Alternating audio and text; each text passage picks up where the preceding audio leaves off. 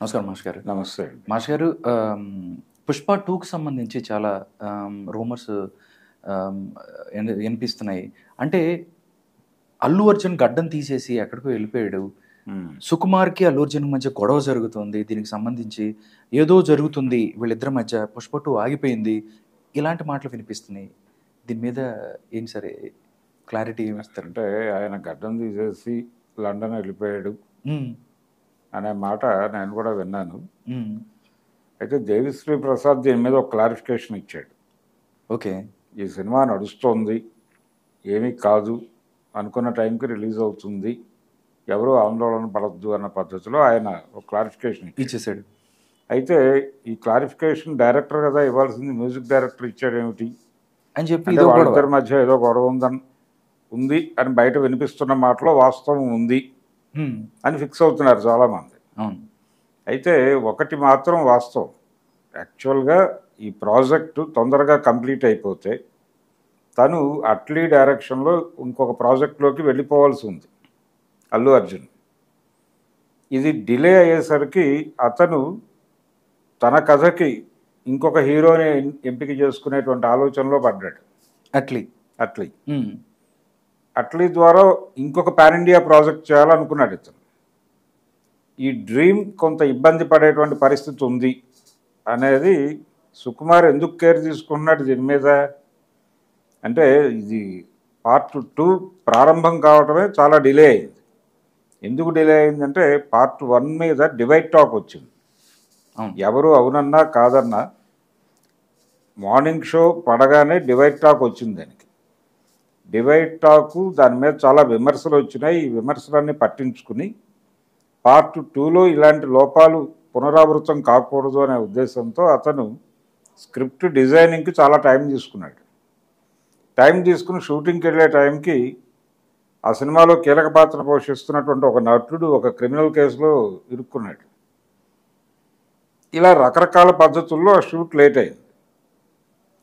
ఇంకా 30 రోజులు shoot balance ఉంది అనేది వినిపిస్తున్న మాట. ఓకే. ఈ 30 రోజులు కంప్లీట్ అయిన తర్వాత విఎఫ్ఎక్స్కి టైం ఇవ్వాలి. అంటే వీళ్ళు ఆగస్టు లోపు కంప్లీట్ చేయగలిగితేనే డిసెంబర్ 2, 6 అనుకుంటున్నారు వీళ్ళు, ఆ టైంకి రిలీజ్ చేయగలుగుతారు. లేకపోతే ఇంకా డిలే అవుతుంది అనేది ఇప్పుడు వినిపిస్తున్న మాట. ఈ డిలేకి కారణం సుకుమారు అనే అభిప్రాయంతో చాలామంది ఉన్నారు. ఇదే అభిప్రాయంతో అల్లు అర్జున్ కూడా ఉన్నాడు అని. ఇంకొక మాట ఏమి వినిపిస్తోందంటే షూటింగ్కి తను లేటుగా వస్తున్నాడు సుకుమార్ అనేది.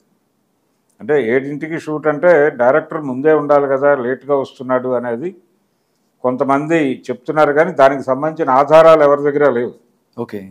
ఆయన ఏ టైంకి వస్తున్నాడు, ఏం షూట్ చేస్తున్నాడు, ఈ 30 రోజులు షూట్ బ్యాలెన్స్ ఉంది అనేది కూడా బయట చెప్పుకుంటున్న మాటే, బయటకు స్ప్రెడ్ అయిన మాటే. అయితే నేనేమనుకుంటున్నానంటే ఇన్ని పుకార్లు ఎందుకు పుడుతున్నాయి దీని మీద అంటే, దీని వెనకాల ఏదైనా స్కీమ్ ఉందా అంటే, సినిమాకి సంబంధించి డిలే అయింది ఆగస్టు 15 అనుకున్నారు, అక్కడి నుంచి అంటే 8వ నెల నుంచి 12వ నెలకి వెళ్ళింది. ఓకే.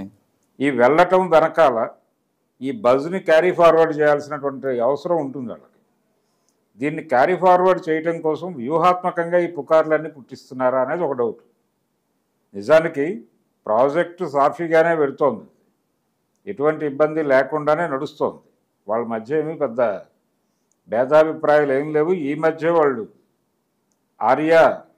ఆర్యా ఫంక్షన్లో కలిసి మాట్లాడుకున్నారు, నువ్వు లేక నేను లేను అని పాడుకున్నారు. కాబట్టి ఇది సినిమాకి ఒక హైప్, అంటే దాని తాలూకా ఇమేజ్ డిస్టర్బ్ కాకుండా బజ్ కొనసాగేలాగా ఇవన్నీ వాంటెడ్గానే నడుపుతూ ఉన్నారేమో అని ఒక సందేహం. కాకపోతే ఒకటి మాత్రం వాస్తవం, అట్లీ ప్రాజెక్టు అది ప్రాపర్ టైంలో ఎగ్జిక్యూట్ కాకపోవడానికి కారణం, ఆయన ఆల్టర్నేటివ్ చూసుకునేటువంటి పరిస్థితి రావడానికి కారణం సుకుమార్ ఈ ప్రాజెక్టును డిలే చేయటమే అనేటువంటి అభిప్రాయం ఎక్కడో అర్జున్కు ఉంది. ఓకే. అది అక్కడ వరకు కొంత వాస్తవం అయ్యే అవకాశం ఉంది. మిగిలినవన్నీ పుకార్లు. ఈ మిగిలిన పుకార్ల నేపథ్యంలోనే ఆయన స్పందించాడు, మ్యూజిక్ డైరెక్టర్ దేవిశ్రీ ప్రసాద్ స్పందించి ఇటువంటిది ఏం లేదు, ప్రాజెక్టు సాఫీగానే వెళుతోంది, ఎవరు కంగారు పడాల్సిన అవసరం లేదన్నట్టుగా ఆయన ఒక ఇండికేషన్ ఇచ్చాడు. అంటే ఈ టైంలో డైరెక్టరో హీరోనో మాట్లాడటం కన్నా కూడా మ్యూజిక్ డైరెక్టర్ మాట్లాడితే అదొక డిస్కసివ్ పాయింట్ అవుతుంది. అవును, ఈయనకే సంబంధం ఎందుకు మాట్లాడారు, ఈయనెందుకు మాట్లాడాడు, అది మంచిదే. అంటే సినిమా రిలీజ్కి దగ్గర పడే కొద్దీ ఏది జరిగినా మంచిదే అనుకునే పరిస్థితి ఉంది. ఓకే. అంటే మనం కల్కి సినిమా విషయంలో చూసాం. ఈ సినిమాకి బజ్ క్రియేట్ కావడం లేదని విపరీతంగా టెన్షన్ పడ్డారు అందరూ. టెన్షన్ పడినట్టుగా బయట అభినయించారు అందరూ. నిజానికి అదే బజ్ క్రియేట్ చేయటం కోసమే బజ్ లేదు అనేటువంటి హడావిడి చేశారు.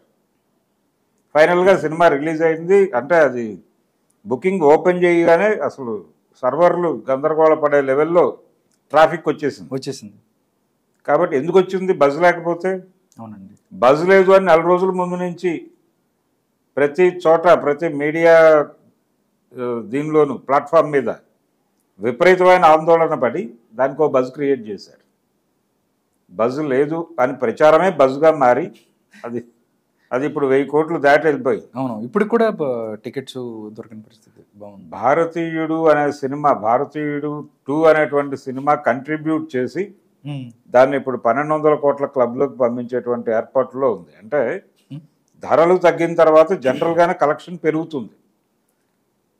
థియేట్రికల్ ఎక్స్పీరియన్స్ కోసం ఈ సినిమాని థియేటర్లోనే చూడాలనుకున్న వాళ్ళు రేట్లు తగ్గాక కడదాం అనుకుంటారు.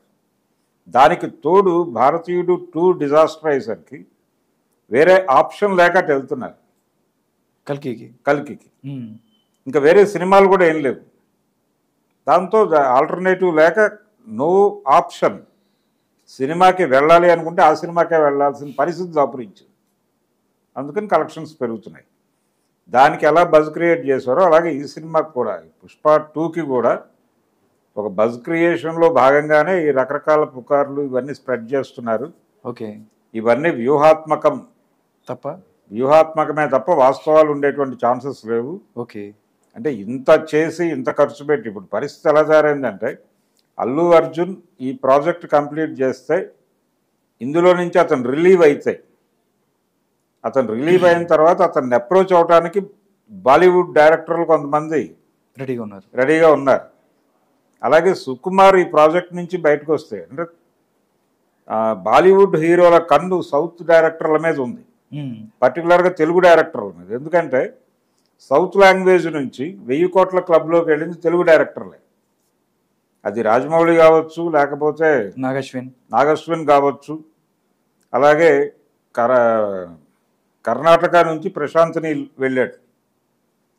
సౌత్ నుంచి ఎవరు వస్తున్నారు? తెలుగు డైరెక్టర్లు కొంచెం ఎక్కువ ప్రభావం చూపిస్తున్నారు. అందుకని సుకుమార్ కనుక ఈ ప్రాజెక్ట్ నుంచి రిలీవ్ అయితే అతనికి 2-3 బాలీవుడ్ ప్రాజెక్టులు దొరికే ఛాన్స్ ఉంది.